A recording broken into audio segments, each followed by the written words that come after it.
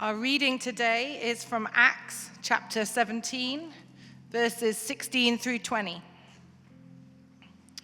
While Paul was waiting for them in Athens, he was greatly distressed to see that the city was full of idols. So he reasoned in the synagogue with both Jews and God-fearing Greeks, as well as in the marketplace day by day with those who happened to be there. A group of Epicurean and Stoic philosophers began to debate with him. Some of them asked, "What is this babbler trying to say?" Others remarked, "He seems to be advocating foreign gods." They said this because Paul was preaching the good news about Jesus and the resurrection. Then they took him and brought him to a meeting of the Areopagus, where they said to him, "May we know what this new teaching is that you are presenting? You are bringing some strange ideas to our ears, and we would like to know what they mean." The word of the Lord.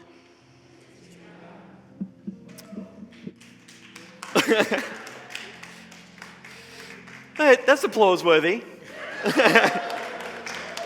Thank you, Rebecca. Rebecca and Alice were other ones up at 6:30 ministering at sunrise, so double duty, thank you. So happy Easter. I hope you're doing well. My name's Andy. If we haven't met, I'd love to say hi after the service. And please do join us for brunch next week. It's going to be a great time to get to know one another better. Now, I have this very vivid childhood memory, and it's of seeing this movie, A Bug's Life, in the theater for the first time. Who's seen A Bug's Life? Okay. And I think the reason that the memory is so very strong for me is it was the first CGI movie that I had seen in the theater, and for sure it was the first movie I'd ever seen in IMAX. Now, for those of you under 25, believe it or not, CGI was once a new thing. It was not in every movie, right? Your choices were either hand-drawn cartoons, like Mickey Mouse Fantasia, or live-action movies, and it was this or that. And so in the mid to late 90s, CGI was this new thing, and A Bug's Life was Pixar's second ever movie. And the whole experience for me as a kid was so incredibly immersive. The screen was huge, the audio was loud, it was in surround sound that I'd never experienced before. And so as a child, it felt like I was really, truly in the world of A Bug's Life.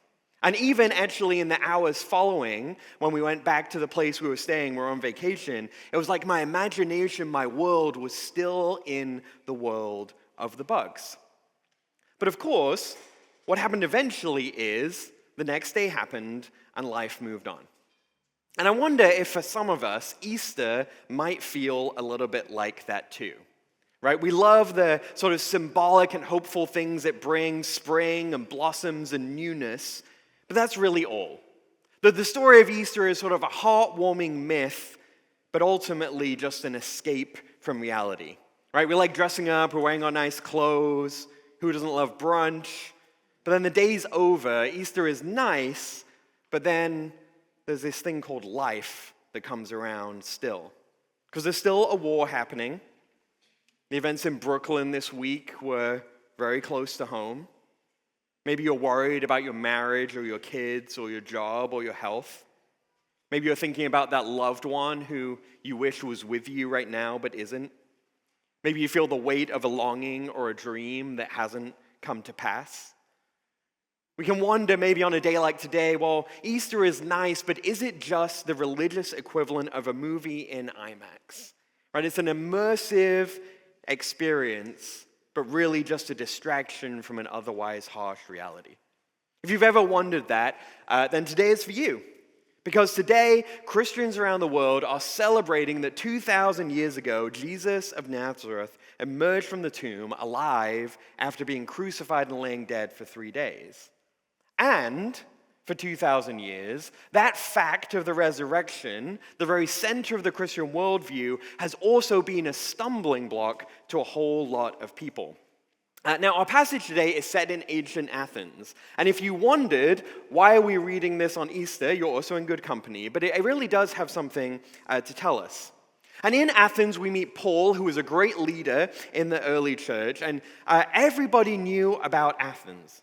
It was the cultural center of literature and art and philosophy and political theory. It was sort of really the New York City of its day. It's where you would go if you wanted to make it and you wanted to be somebody. It was a place that was teeming with debate and the exchange of ideas. And so Paul sees this and he wants to get involved. Eventually, he finds himself in this place called the Areopagus, also known as Mars Hill. It's kind of like the university or the academy. It's where the intelligentsia would have been debating different ideas, kind of like live action Twitter happening in real life. And so during this stirring debate, Paul finds himself speaking to these two groups of people, the Stoics and the Epicureans, two major schools of thought in that day. And frankly, they don't know what to do with the things Paul is saying. Verse 18, some of them asked, "What is this babbler trying to say?" Others remarked, "He seems to be advocating foreign gods." And they said this because Paul was preaching the good news about Jesus and the resurrection. Catch that? They called him a babbler, right? We one time said that in a complimentary way for our little daughter who's 2. She was babbling, but this wasn't a compliment. It was actually an insult. They were mocking him. They're saying, "Who does this guy think he is?" The original term was a local slang for someone who would peddle propaganda, kind of a charlatan. You might call them a third-rate journalist or someone who was passing out fake news in today's language. They're saying, wait a second, what you're saying cannot be real. It's myths and it's nonsense. Maybe a nice tale, but nothing really of substance. You know, it's very normal, isn't it, for modern, educated people to say, look at Easter. Look at the resurrection. That's a nice thing, but when Christianity claims that it really happened, well, that's just all a bit much. And we might be tempted to say, well, you know, back then, 2,000 years ago, people believed in things like resurrection, but today we have science. We know things they didn't know. We're more sophisticated. But actually, that's why this passage is really important, because believe it or not, 2,000 years ago, people believed that dead people stayed dead. That was just a fact. It's not a new idea. It was true then as well. Because no one rises from the dead. Not after 3 days. Not after being beaten and whipped beyond recognition. Certainly not after crucifixion, the cruelest form of death in the Roman Empire. Not after being wrapped in a cloth and sealed in a stone tomb. It just doesn't add up. And so if you're here today and you're maybe a little bit skeptical about the resurrection, skeptical about the claims of the Christian faith, then you're actually in good company. Because for 2,000 years, there have been people with those same questions, including actually many of Jesus' own first followers. You might know that the famous author C.S. Lewis actually spent many years as an atheist before he became a Christian in his early 30s. What most of us don't know or realize, though, is there are actually 2 stages to his coming to faith. Before he became a Christian, he sort of became a theist or a deist. He believed in sort of an abstract higher power. And one of the main things that moved him from that place to faith in Jesus was a long walk he took with his friend J.R.R. Tolkien, who wrote the Lord of the Rings series, one morning in 1931 on the grounds of Oxford University. Lewis said to Tolkien, the reason he couldn't believe that Jesus was the Son of God, the reason he couldn't believe in the resurrection was because of all of his knowledge of mythology. He knew that many civilizations had had these stories of gods who would come to earth, die a brutal death, and then rise somehow. There was Adonis in Greek, Dionysus in Rome, Osiris in Egypt, and others. And so he figured, you know, Jesus must just be another version of that same story. But Tolkien, on hearing everything that Lewis was saying, all of his objections, gave another suggestion.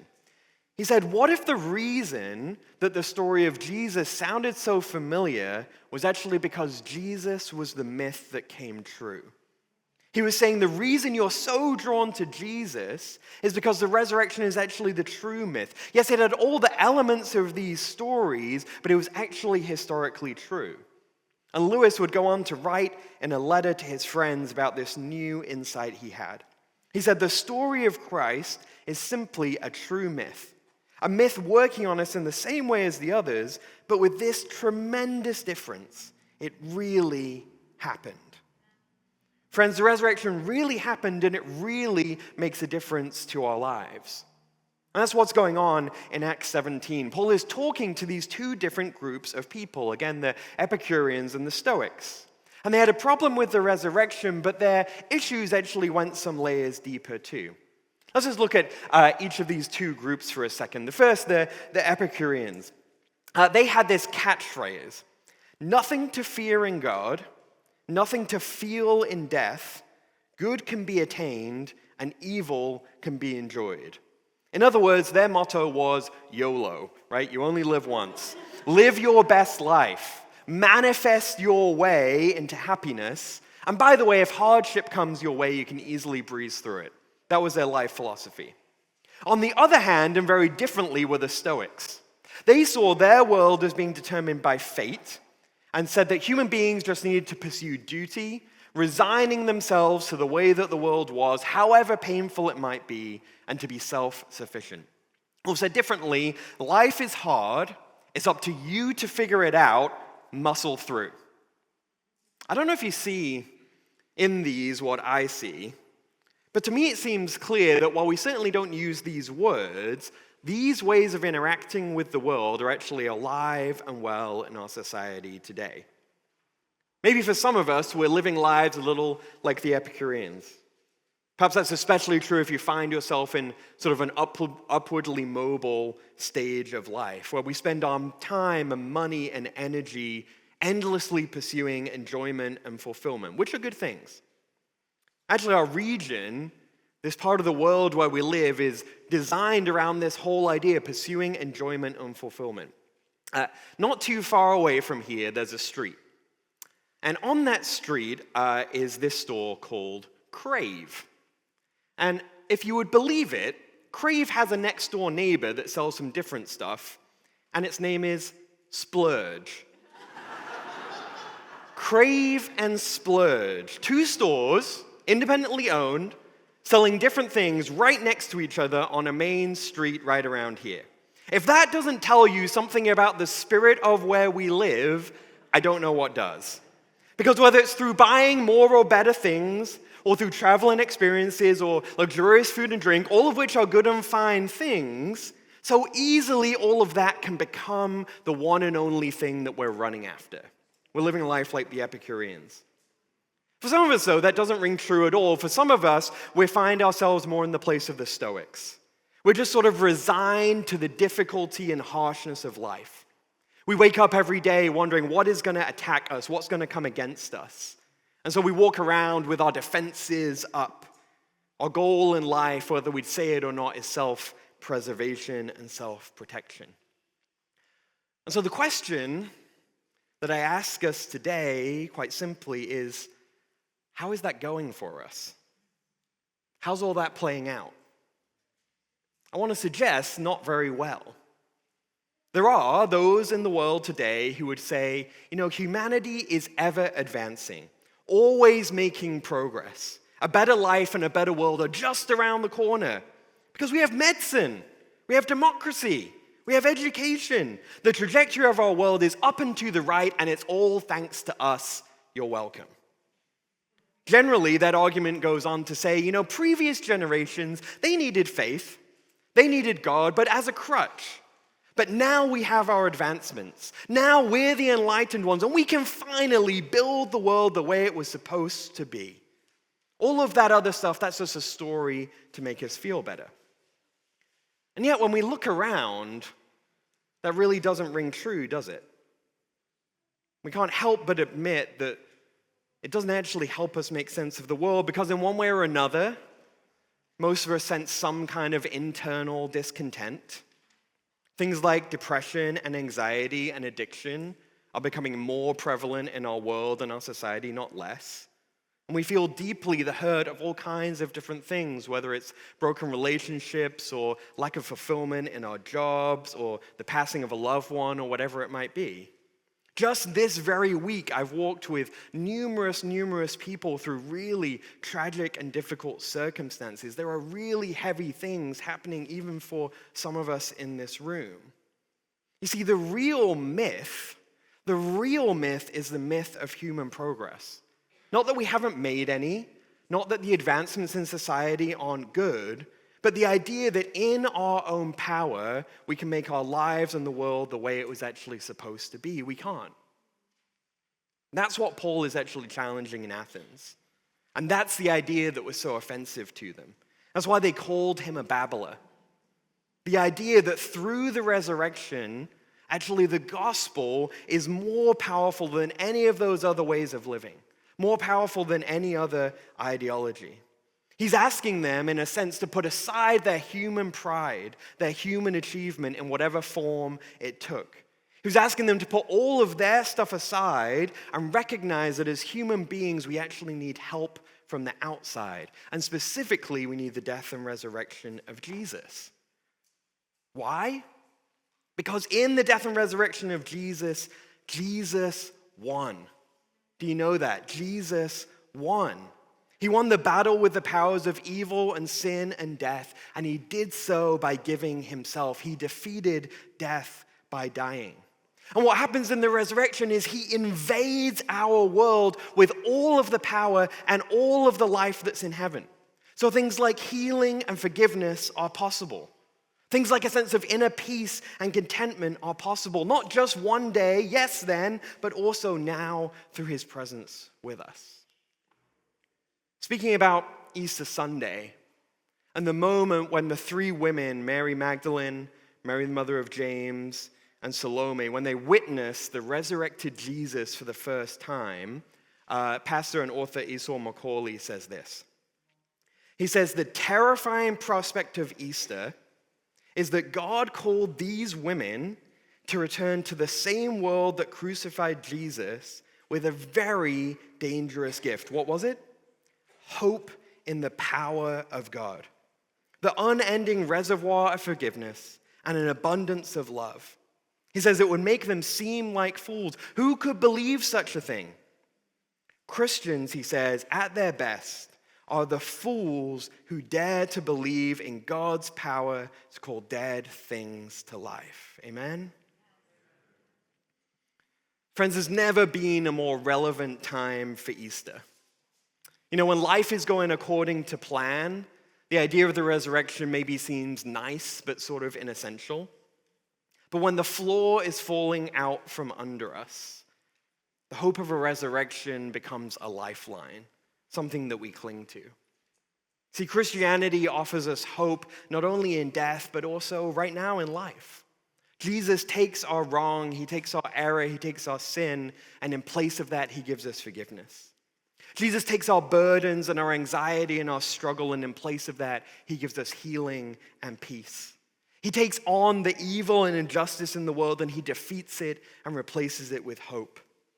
And all of that comes from this thing we celebrate today, the strange, wonderful, true thing that Jesus Christ rose from the grave. A little later in his conversation with the people of Athens, Paul says this. He says, God did this so that people would seek him and perhaps reach out for him and find him, though he is not far from any one of us. And really for all of us, that's my prayer this morning, that we would know that God is not far from any one of us. And so if you're seeking this morning, if you're wondering about faith, I want you to know God is not far from you, and he's inviting you deeper in. If you're skeptical today, maybe you're completely turned off from faith in Jesus altogether, God is not far from you. And he's not afraid of your objections. In fact, he welcomes them because he wants to talk with you. If you're in pain today, if you're grieving someone or something, God is not far from you. He wants to bring you comfort and healing. And if you're celebrating this morning, God is not far from you, and he has more from you than you could ever imagine. Isn't it amazing? Let's stand. We're going to pray, and we're going to sing. We're going to sing a song about the the power of the death and resurrection of Jesus in a moment. And as we do that, and as we celebrate communion, and as we sing a little more, our prayer team is going to be available. They're going to be actually in the lobby in a kind of secluded spot where you can hear. And they would love to pray for you. If anything that we've spoken about this morning hit home for you, they want to pray for you. If you came in with any burdens or need today, they want to pray for you. Also, as we were praying before the service, we had a couple of, we were listening to the Holy Spirit and asking him other specific people he wants to minister to, and there are a few. The first was an image of someone with a raised hand. Not a raised hand in worship, but raised hand like I have a question. In the sense that if you have questions this morning, God wants to meet you in the middle of those questions. Another was someone who wasn't expecting to be here this morning. Maybe you were dragged here by a family member. Or maybe you just stumbled on Trinity. Again, if that's you and you have questions, the Lord wants to meet you. And so if any of that's true, please go receive prayer. You can just head to the back anytime that you're comfortable in these next couple of songs. But let's worship him now.